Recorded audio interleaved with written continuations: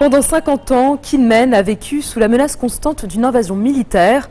Située à seulement 2 km des côtes chinoises, cette petite île taïwanaise de pêcheurs était dans les années 70 quotidiennement bombardée par son voisin communiste. Aujourd'hui encore, une garnison reste stationnée avec ses missiles pointés vers le continent. Mais l'atmosphère a considérablement changé. Et si les soldats surveillent toujours l'arrivée de bateaux en provenance du continent, ce sont surtout des touristes qui en descendent. Car depuis 2 ans, ce petit bout de Taïwan fait face à une autre invasion, celle de touristes chinois, autorisés à se rendre à Kinmen sans visa. Chaque week-end, des centaines de curieux viennent découvrir cette autre Chine longtemps interdite, développant un secteur hôtelier en plein boom, mais divisant les habitants.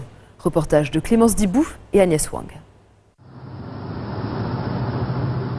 De la ville de Xiamen au sud-est de la Chine, à l'île taïwanaise de Kinmen, il y a moins de 2 km et seulement 30 minutes de ferry, le temps de faire une photo souvenir. Longtemps interdite, l'île s'est récemment ouverte aux touristes chinois. Plus besoin de visa pour un séjour de moins de 48 heures, alors beaucoup en profitent pour y passer le week-end.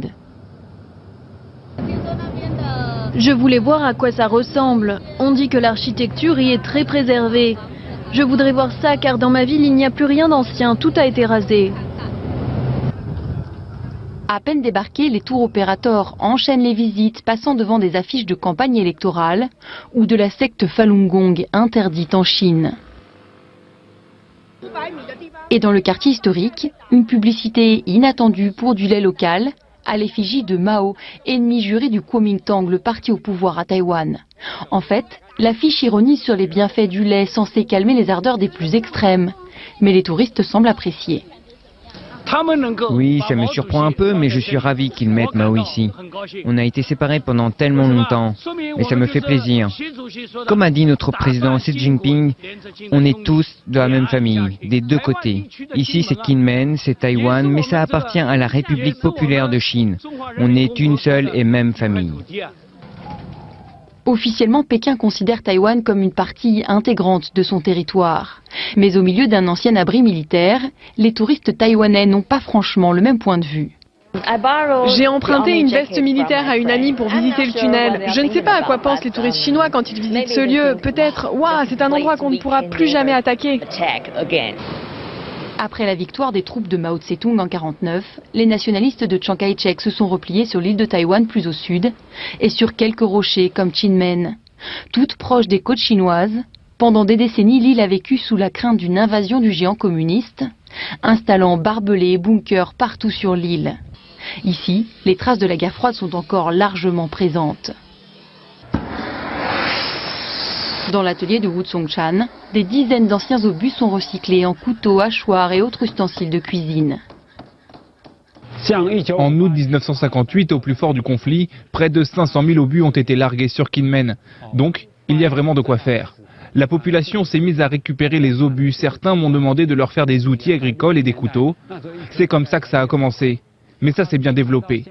Dans les années 60, un obus valait 50 centimes, alors qu'aujourd'hui cela vaut entre 20 et 30 euros pour les plus gros modèles. Et le petit atelier est très vite devenu une attraction phare de l'île, avec visites guidées et surtout boutique souvenirs qui ne désemplit pas de touristes chinois amusés de la dimension historique. Oui, la matière d'origine vient du temps où le parti communiste a défait les nationalistes. Et tu penses que c'est bien qu'ils en fassent des couteaux ? Oui, ils le recyclent pour en faire des affaires, c'est devenu leur fortune. Après des décennies d'autarcie, les habitants s'ouvrent à l'immense voisin et à sa manne touristique. Galeries commerciales luxueuses, bunkers reconvertis en panneaux publicitaires, les touristes remplacent peu à peu les militaires. Mais la détente n'est pourtant pas du goût de tout le monde sur la petite île. La présence militaire, plus discrète qu'avant, pousserait les bateaux de pêche chinois toujours plus près des côtes taïwanaises. Aujourd'hui, le vent est fort, sinon à cette heure-ci, en fin de journée, il y en a des dizaines. Là-bas, c'est l'île de Beiding, située dans le territoire taïwanais. Elle fait office de démarcation tacite entre nous et eux. Ils ne devraient pas la dépasser. Mais ils viennent de plus en plus près. C'est déjà arrivé que nos filets de pêche s'en mêlent dans les leurs.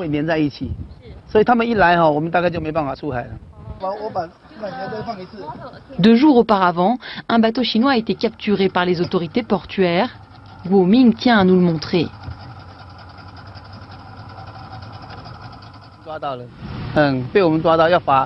L'équipage a été arrêté avant-hier soir.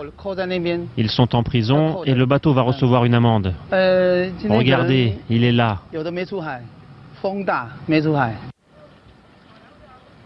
Des pêcheurs qui se sentent bien souvent impuissants face à une flotte chinoise bien plus importante. Dans les bureaux du port, c'est l'inquiétude qui s'installe. On est censé leur donner des amendes, mais nos gardes-côtes ne sont pas assez nombreux pour tous les contrôler. Si Taïwan et Pékin se rapprochent, c'est une bonne chose. Mais il va falloir qu'ils traitent de ce problème, parce que les pêcheurs sont excédés. Ils pourraient en venir aux mains si on ne fait rien. Kinmen a accueilli l'an dernier près de 220 000 touristes, soit le double de sa population. Les relations avec Pékin devraient être au cœur des élections présidentielles et législatives à Taïwan en janvier prochain.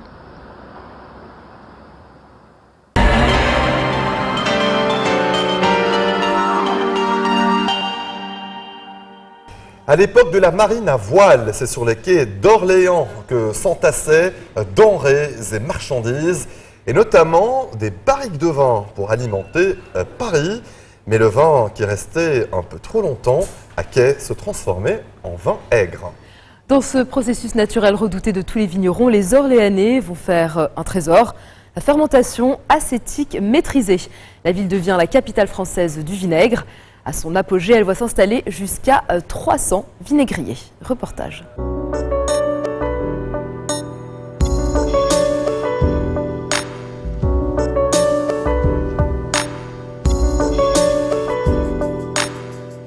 L'histoire de ce vin qui tourne aigre, c'était la boisson des Romains. C'est la dernière boisson qu'on sert au Christ au bout d'une lance avec une éponge trempée dans du vinaigre. Donc le vinaigre a toujours existé et là il va se développer, il va prendre un essor considérable et il va y avoir jusqu'à 300 vinaigriers à Orléans. Au Moyen-Âge, donc, les artisans vinaigriers ont développé en fait cette méthode artisanale et cette corporation des maîtres vinaigriers et moutardiers d'Orléans a été reconnue par lettre patente en 1580 et qui a authentifié le métier de vinaigrier et moutardier à Orléans. Le secret de fabrication du vinaigre d'Orléans est lié à l'histoire de la navigation sur la Loire. À l'époque de la marine à voile, le tracé de la Seine ne permettait pas de rallier Paris au vent portant. C'est ainsi qu'Orléans va devenir le plus important port fluvial pour alimenter la capitale.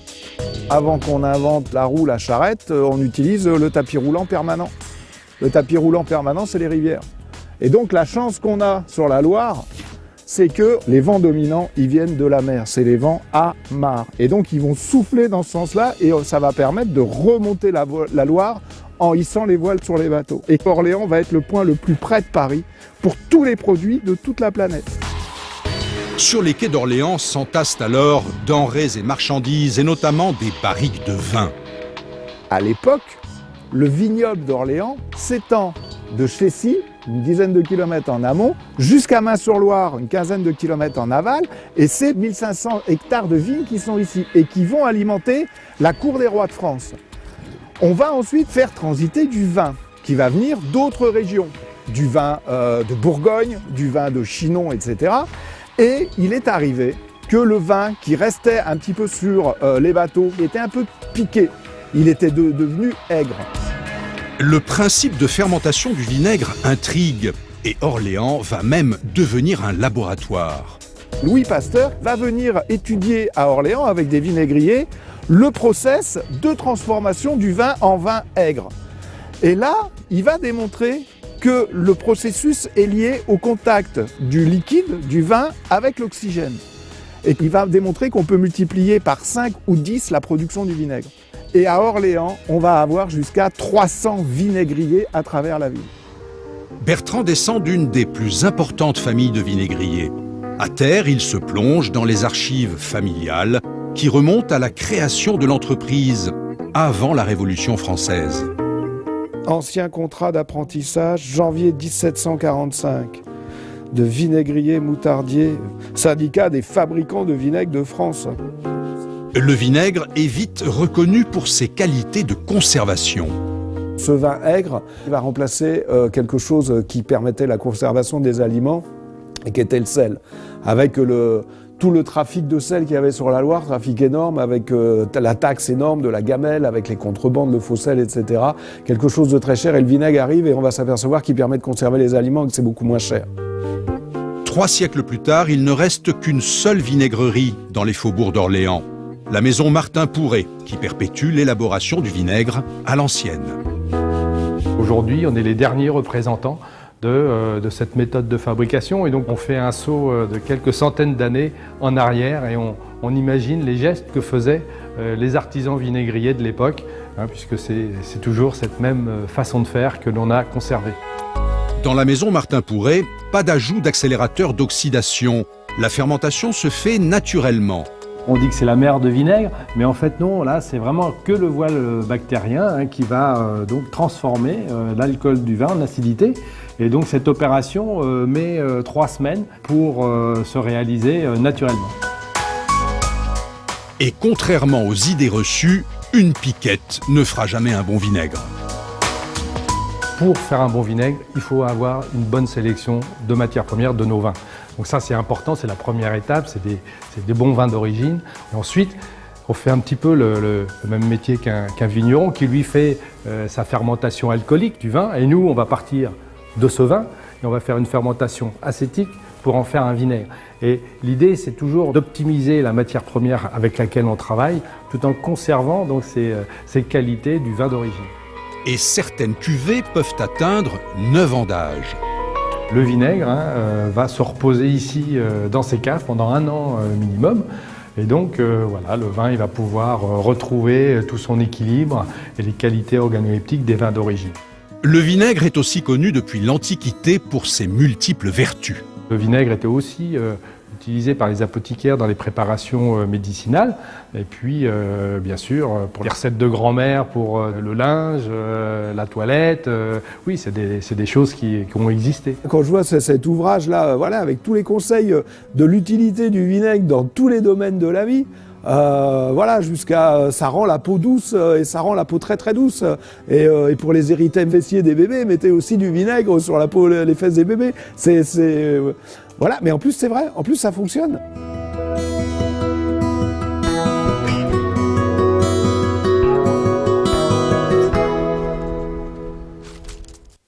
Code 24, c'est déjà fini pour cette semaine. Nous vous donnons rendez-vous la semaine prochaine pour une nouvelle fenêtre sur l'actualité internationale. Vous pouvez dès à présent revoir cette émission sur notre site internet.